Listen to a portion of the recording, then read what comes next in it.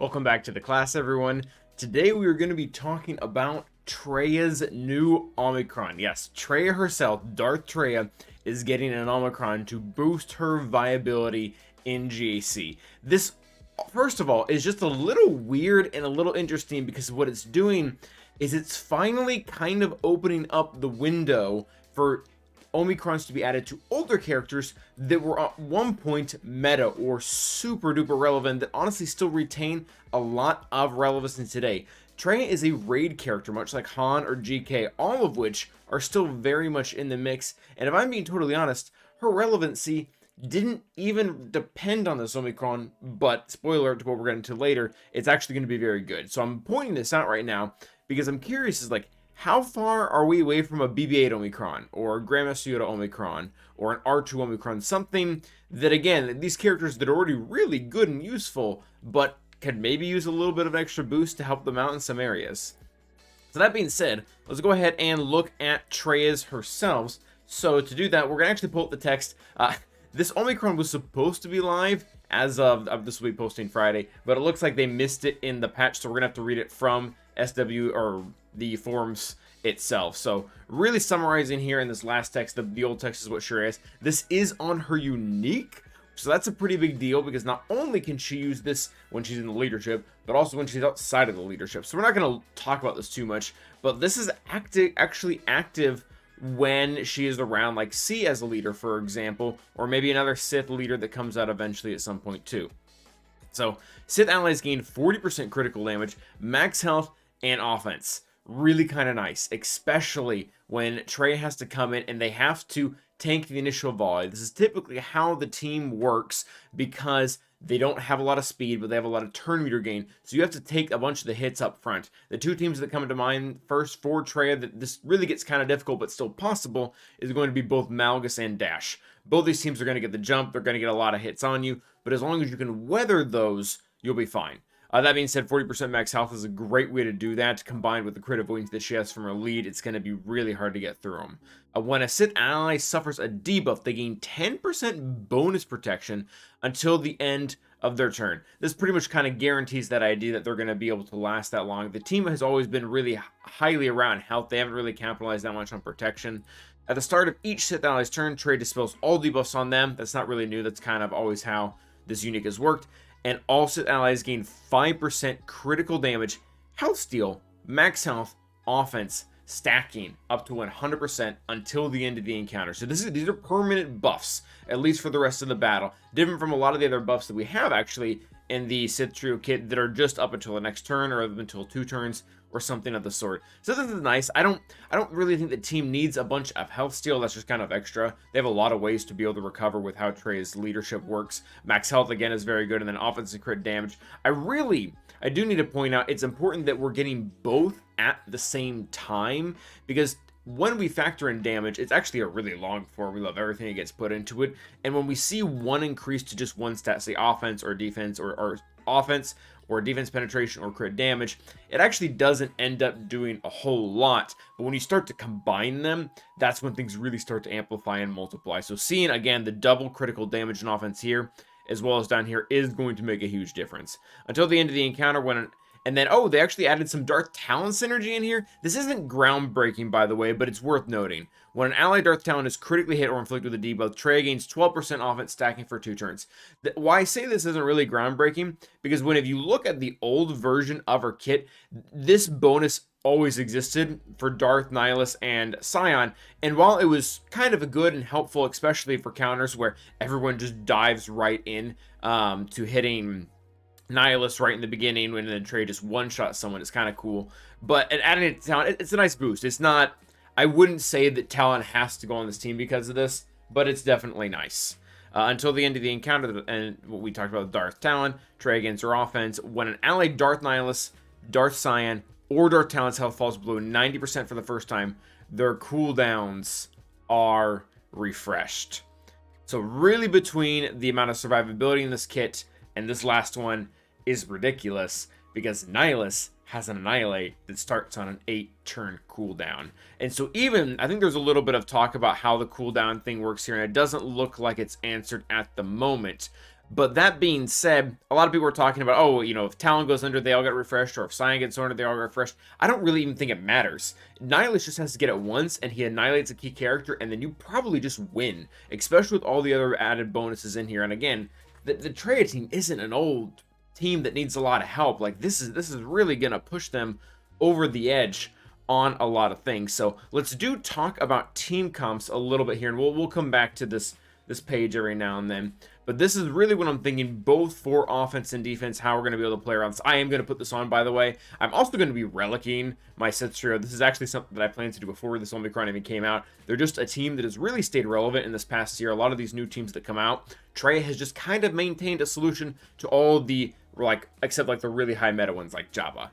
So that being said, first comp, and this is probably the comp that I'm going to use, is essentially what we're calling Hide the Nihilus 2.0. What the whole point of this team is so that Nihilus can hide, and eventually he'll get hit with an AoE, he will drop below 100% health, and he will annihilate someone, and it will be glorious, and they won't be able to get to him because they have to get through Scion, Savage, and Sith Empire Trooper. Sith Empire Trooper really is kind of flex here. I wouldn't say you need him. Like, Savage and Dark Scion are going to be really hard to get past, especially Savage. Honestly, this is probably overkill. You could probably trade this out for Marauder or Dooku or someone else who's going to wreak havoc. I don't, and you'll see Talon here below, I don't love the idea of Talon for myself just because I have Malgus, and she fits way more into that team, in my humble opinion, just because of how her unique works about whenever you hit the leader, you spread turn meter to the entire team. And while a lot of people do like to hit Traya, Malgus taunting already, it's a better time in my opinion. But not everybody has Malgus, and some people like to change up their defense and have variety, and it's still a valid option. It's worth stating. That being said, Barris is honestly still an option as well. She's relevant in a lot of counters. The max health that your Sith team is getting is pretty helpful. She won't get to take part in really any of that, but she will be able to boost whenever they get crits, so that is kind of nice. I'm actually, now that we talk about it, I'm kind of surprised there wasn't some, like, clause in here where, like, all allies have to be Sith. We've been seeing a lot of that lately. Yeah, it just applies to Sith, so that's kind of cool. Well, it's cool for us. It might cause some balance issues, but whatever. So, yeah, those are the two primary ways I think we're going to use this. Offense and defense, I think both are valid. This one is probably more offense just because it's going to be easier to take apart. This one's going to be a pain on both. I'm probably going to set this on defense a lot, unless I need to beat something like Inquisitors, which in case this team itself would do it right now. For 3v3, I guess it's worth stating, we're probably not going to venture away from this team. And now you might be asking, like, okay, this is all well and good. I get what the Omicron does. I get what team comp I should use in, but why should I apply the Omicron? And that's really what it comes down to for most of these. We shouldn't just be applying Omicrons willy-nilly because, oh, it looks cool or it looks good or whatever. And I'm guilty of doing that sometimes, but really, this is the reason why. What we're trying to do is we're trying to make sure that Traya herself, there are counters that exist right now that she's being used against that are going okay-ish. They win some of the time, but they need just a little bit more of a boost to push them in. And right now, Traya's counter that lines up to that is actually against Malgus. You can see here, this is 3v3 by the way. The stats here, the worse the Malgus team gets, the better off she is. So, you know, the Malgus team has HK in it, which isn't even a Sith. The win rate is 97%, which is great. I haven't personally seen this comp. You start to go lower down, you start to see these more common comps, and as you get to the more common comps, like I think this is probably one of the most common right here, the win rate starts to drop significantly, down to 53%. That's not good.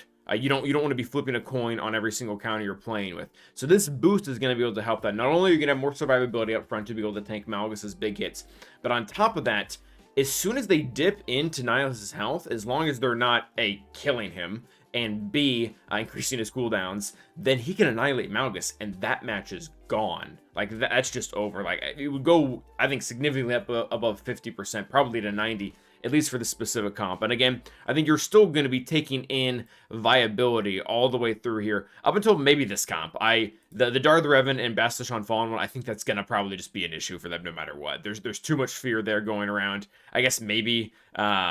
yeah, it's just a lot of increasing of cooldowns where even if Nihilus has their chance to be refreshed once, the chance he's not just going to be feared again. It's possible. Like, it'll stand more of a chance than it did before. It'll go up for 9%, but I'm not sure if I want to sell that one. And then even for 5v5, we looked at this clearly, and these are some dash teams. The 4th and 5th here, you can't see them, but they're mostly Vander, Chewbacca, and then like it looks like Kira or Han or L3 or on some of them. But we see kind of a similar model. Traya is already doing pretty well against some comps. She has 90% win rate, but against a lot of these, she has somewhere around 80 to 70, even down to a 60 against. This is a Vandor and Kira comp, and where, again, an Omicron, giving them that boosted amount to be able to take all the hits right in the beginning and then annihilate a key character right out the gate is going to make a huge difference, and that is really why we should be applying this Omicron in the first place. So I like it. I can see tangible results on it for offense. I personally want to keep it on defense. I've always liked, I know I just said like Traya, she beats all these new B teams or whatever, but she is a fun defensive team because there doesn't feel like a good trade for her. Like Jedi Knight Revan or I think Troopers are probably the best, and like you get to the end of those and it doesn't always feel good, and I don't think Troopers are working against, especially with Savage in there.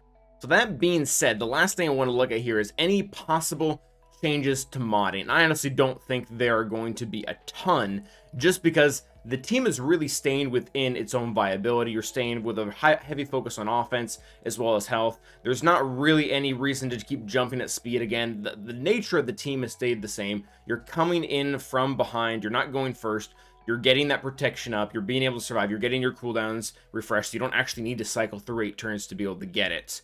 And if anyone was curious, and I really need to update this list, actually, this might be coming at a future time, but the current rankings that we have for GAC Omicrons is right here. And like I said, this list isn't 100% accurate. We need to change some things. And Starkiller and Malgus are here for their 2nd and 3rd Omicrons, not their 1st.